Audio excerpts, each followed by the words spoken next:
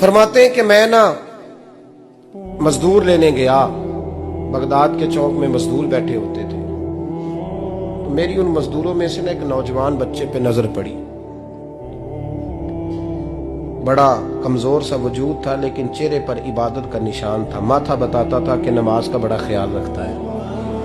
میں اس کے قریب گیا، چہرے بھی بڑا کچھ بتاتے ہیں نا، چہروں میں بھی بڑی رانائی ہوتی ہے۔ فرماتے ہیں میں قریب گیا، میں نے اس کو کہا بیٹے مزدوری کرو گے؟ تو کہنے لگا مزدوروں میں بیٹھا ہوں تو حضور مزدوری کے لیے ہی تو بیٹھا ہوں۔ تو میں نے کہا کہ چلو پھر۔ کہنے لگا نہیں میری کچھ شرطیں۔ میں نے کہا بتاؤ؟ کہنے لگا پہلی شرط یہ ہے کہ لوگ 4 دینار دیہاڑی لیتے ہیں، میں 3 دینار لوں گا۔ میں نے کہا یار بھائی تو بڑی بہترین ہے، باقی بھی اس طرح کی رکھ لے۔ اس نے کہا حضور دوسری شرط یہ ہے کہ میں آپ کی مکمل بات مانوں گا لیکن جب اذان ہو جائے گی پھر آپ کی نہیں سنوں گا۔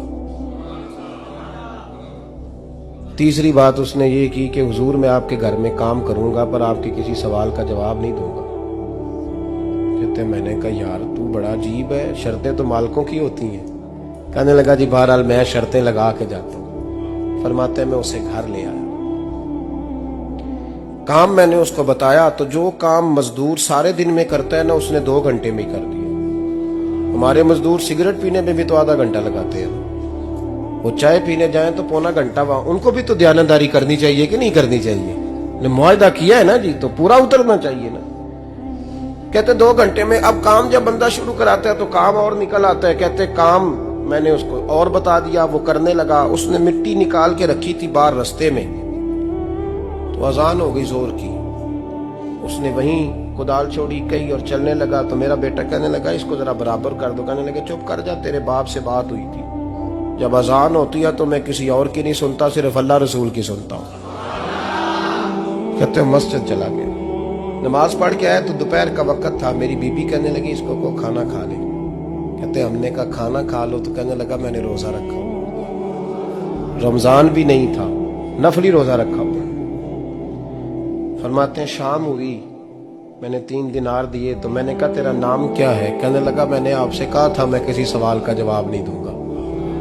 کہتے وہ چلا گیا۔ اگلے دن میں پھر لینے گیا اسے، کام کچھ اور نکل آئے تو لوگوں نے بتایا وہ صرف ہفتے والے دن آتا ہے۔ میں نے کہا کیوں؟ کہنے لگا جی وہ کہتا ہے میرا ہفتے کا خرچہ 3 دینار ہے، جب 3 دینار کما لیتا ہوں تو باقی سارا ٹائم اللہ رسول کی ذکر میں گزار دیا کرتا ہوں۔ فرماتے ہیں عجیب۔ اگلے ہفتے میں پھر لینے گیا، میں نے پورا ہفتہ انتظار کیا کہ کام اسی سے کرانا ہے۔ میں جب گیا تو میں نے کہا چلو، کہنے لگا میری شرطیں یاد ہے نا؟ اور میں نے کہا یاد ہے بھائی ساتھ چل۔ فرماتے ہیں کام کرایا، 2-3 ہفتے وہ آتا رہا۔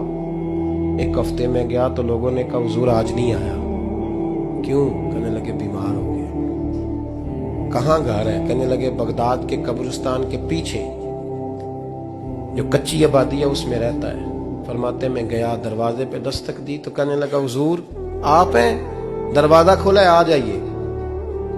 فرماتے ہیں میں اندر گیا تو میں نے کہا تمہیں کیسے پتا چلا میں آیا ہوں؟ کہنے لگا حضور اللہ والے ہو، آپ نہیں آنا تھا، ورنہ امیر تو غریبوں کا پتہ لینے کوئی نہیں آتے۔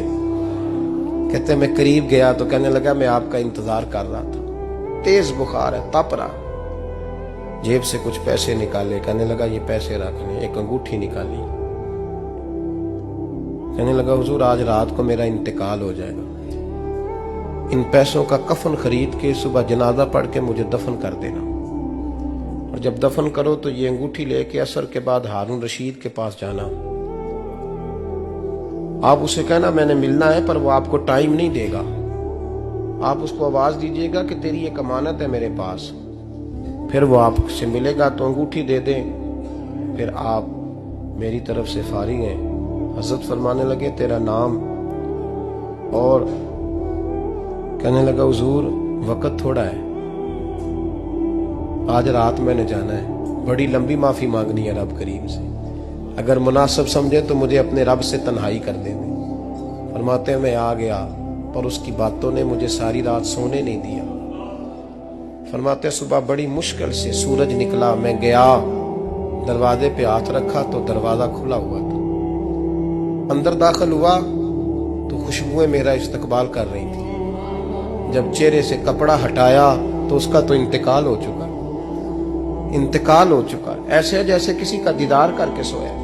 कहते मैं तो 2 आदमी ले गया था जनाजे पे, पर पता नहीं दुनिया किधर किधर से आई, कहां कहां से। अखां जदों मीटियां जमाना मैनू रोवेगा, अपना ते अपना बेगाना मैनू रोवेगा। फरमाते हैं मैं तो 2 बंदे ले गया था, पर पता नहीं मखलूक कहां कहां से आई। जनाजा पड़ा, दफन किया। हारून रशीद के पास में असर के बाद गया, मैंने बुलाना चाहा पर बादशाह था, मेरी तरफ देखा ही नहीं। मैंने उसको कहा तेरी एक अमानत मेरे पास है। फरमाते हैं वो मुझे कोने पे ले गया, क्या बात है, कमरे में बुलाया, मैंने अंगूठी दी। हारून रशीद तो चीखे मारने लगा, कहने लगा अंगूठी वाला कहाँ है? मैंने कहा वो तो इंतकाल कर गया। कहने लगा मुझे कब्र पे ले चल। कहते मैं कब्र पे लाया तो वो लेट गया, तड़प के रोने लगा। मैंने कहा मेरा कलेजा फट जाएगा, ना उसने कुछ बताया ना तूने बताया, ये कौन था? तो हारून रशीद कहने लगा ये मेरा बेटा था। मैंने कहा तेरा बेटा और मजदूर? कहने लगा हुजूर ये हजरत दाऊद ताई के पास बैठा करता था, उनका मुरीद था, मुझे रोज कहता था अब्बा तूने बड़ी दुनिया इकट्ठी कर ली है, मरते वक्त तुझसे टांगे समेटी नहीं जाएंगी, इतना हिसाब नहीं तू दे सकेगा। मैं इसको समझा देता, इसकी अम्मा समझा देती। ये रोज हमें कहता छोड़ दो, आ जाओ अल्लाह रसूल की बारगाह में झुक जाएं। हम समझ। एक दिन ये चला गया, कहने लगा फिर तुम्हारा रास्ता और है और मेरा रास्ता और है। ये सोने की अंगूठी गलती से इसके पास रह गई, गलती से हीरे की अंगूठी चली गई। कहने लगा देखो मेरे बेटे ने आज वो भी वापस कर दी है। फिर तड़प के कहने लगा हारून रशीद था तो ये मेरा बेटा, पर मेरा मुर्शद निकला, मेरा पीर निकला। भाई जिंदगी तो बड़ी थोड़ी है ना। बाबा साहब ने कहा था उठ फरीदा सुत्या, और दाढ़ी आ गया पूर, अग्गा नेड़े आ गया, पिछा रह गया दूर। उठ फरीदा सुत्या खलकत वेखन जा, मते कोई मिल जाई बख्शिया ते तू ही बख्शिया जा।